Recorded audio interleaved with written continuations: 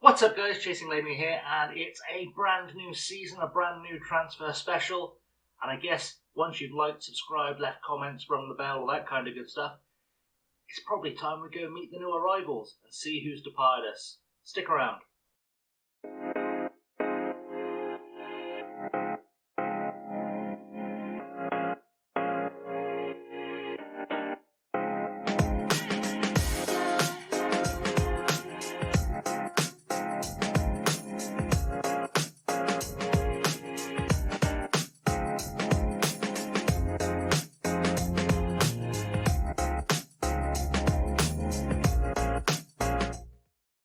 So as always with one of my transfer specials, lots of people have moved, lots of people have come in, lots of people have gone out. I'm not going to go through all of them because otherwise this video would be about 4 hours long. I'm going to go through the key guys leaving, the key guys coming in, and just for, filling out the narrative in your mind, I've signed a lot of youngsters who will come through eventually. We'll get to them when they start making an impact on the first team. So without any further ado, let's go see who is doing what and who is moving where. So we'll start with the outs, and the first person to leave us was Seb Quirk, the right back who could play almost anywhere, that we thought would probably turn into a decent player and never quite looked like he was going to reach his potential. He's joined Luton for £18,500, and I don't think that's actually too bad a piece of business for a guy that cost us nothing and made us a little bit of money on the side with a loan move to Rochdale last season. Deshawn Bernard has joined Hull for £675,000. He was a decent servant to us over the time we had him. I mean, he played 23 games last season, actually looked quite decent for Championship level, but I didn't think he had quite what it took to kick on. He is starting to, get on a bit. He's 24 years old, and I think he's probably reached his peak. Like, he was our third choice defender, but I don't think he was going to, develop much more than he did.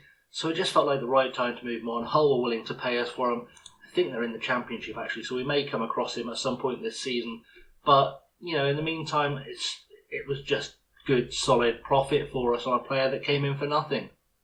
Left back Joe Anderson has joined Accrington for £15,000. Again, another player who came in for nothing, made a bit of cash on loaning him out to Torquay for a season. He didn't really play in the Conference National, which was all the sign I needed that he wasn't really going to make it at Championship level. So he's now gone, and we'll just reinvested the money, really. Our biggest out of the year is Daniel Aguirre. He was our highest earner, top scorer our first season in the Championship, you may remember. He's gone to join Southend in the National League for £850,000. Southend, I'm assuming, have had some kind of big money takeover at some point in the recent part. I don't know where they've got their money from. Let's have a look at their transfer history. Bit of a sidebar really, but they've spent a lot of money there, and I don't see where the money in has come from. I don't know where they found that money, but they found enough money to be tracking us £850,000 for Daniel Aguirre.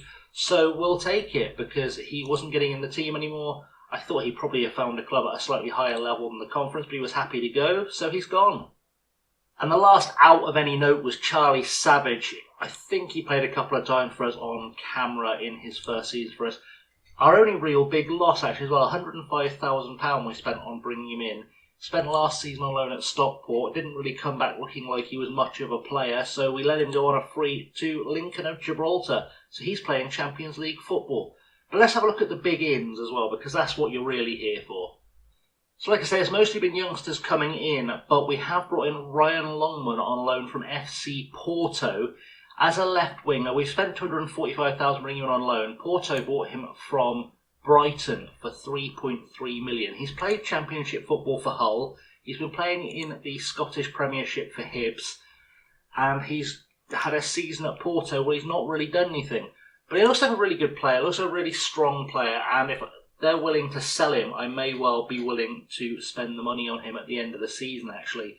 But he looks like a really strong player with a lot of potential to kind of grow, develop. We'll play him on the wing for us, on the left, probably mostly, but we'll find a use for him in our squad. Really good, really versatile player, and I'm quite happy to have signed him. Really big signing for us this season. I also confirmed the permanent signing of Lewis Gordon. He spent a couple of years on loan with us, 3 seasons actually on loan with us from Brentford. He's coming for $325k. He's been our first choice left back for quite a while.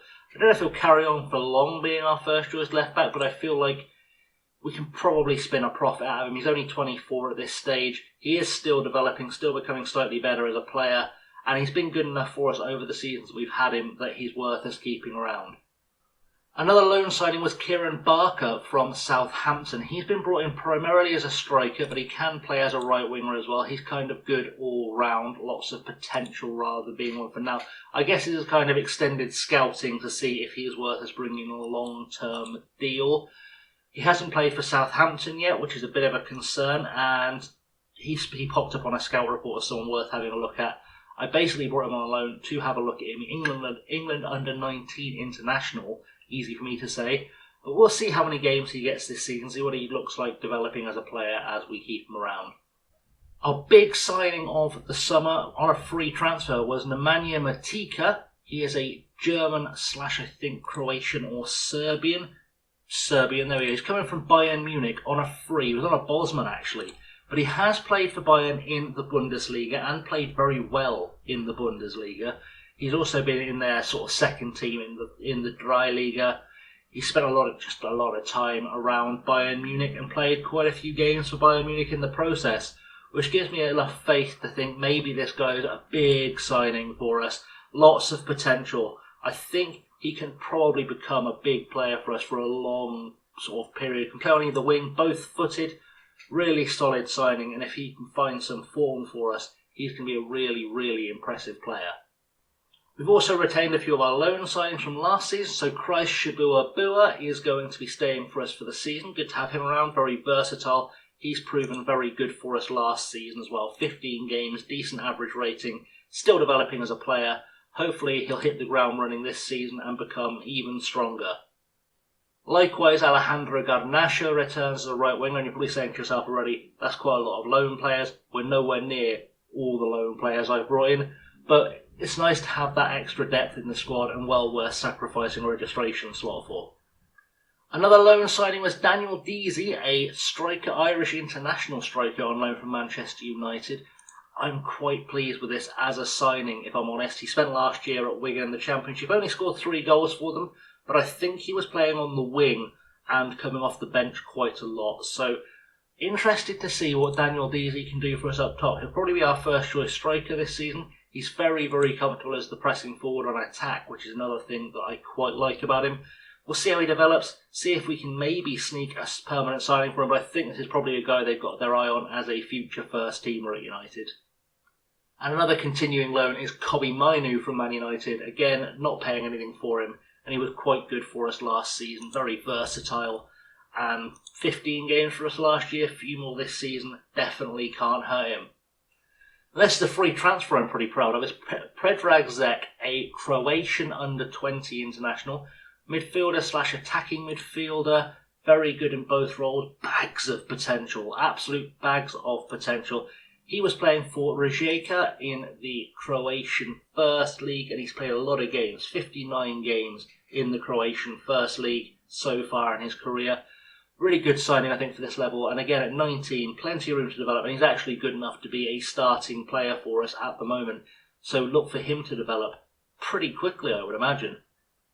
And our final loan signing is Ike Bravo. He's coming from Bayer Leverkusen in Germany. Spanish, though, and not an under-21 international just yet. He's played a couple of Bundesliga games for Bayer last season.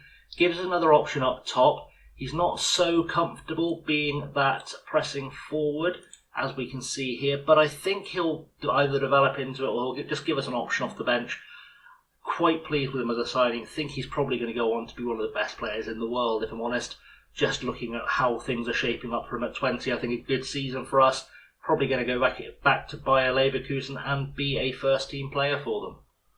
And just to highlight a few of the youngsters we've signed for the future, one was Matteo Massa, who obviously English and Italian, so there's that. He's coming on a free, can play right back, right midfield, left back, coming from Spurs, played a lot of games for their reserve side over the years, and I think probably has some big game potential. I want to loan him out this season because he needs to work on his pace and things as well.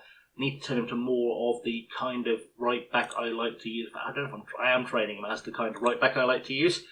So hopefully we'll see some good development from Matteo Massa.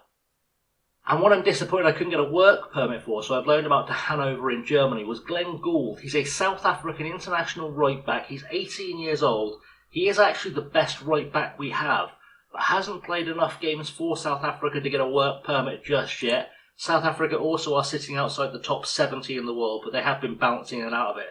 So hopefully if he can keep playing for them regularly and they can bounce back into that top 70, I can sneak in a casual work permit for him, and we can have him towards the back end of the season. That will be the hope for Glenn Gould.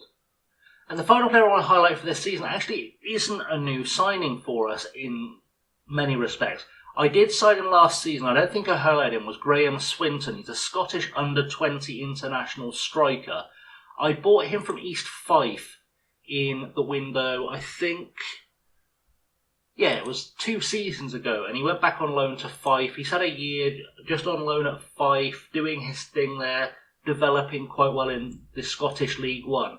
But he's come back, and he is on the fringes of being a first-team striker for us. He's already as good as Ashley Fletcher, with bags more potential. And I think long-term, this might be our go-to guy up top, which I'm quite happy about. Just want to highlight him because I think he's going to play a few games for us this season, when I'm trying to rotate loan players, and I don't necessarily have the ability to use Deasy or Bravo, say Arch is out injured, whatever might be happening. Graham Swinton I want to give some first team football to this year, and I think if I do, he might develop into a really top talent for us.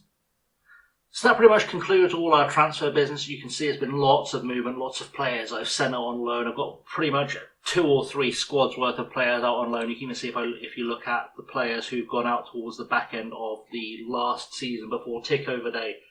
Lots and lots of players who have gone out on loan to affiliates abroad, playing European football, doing some big things.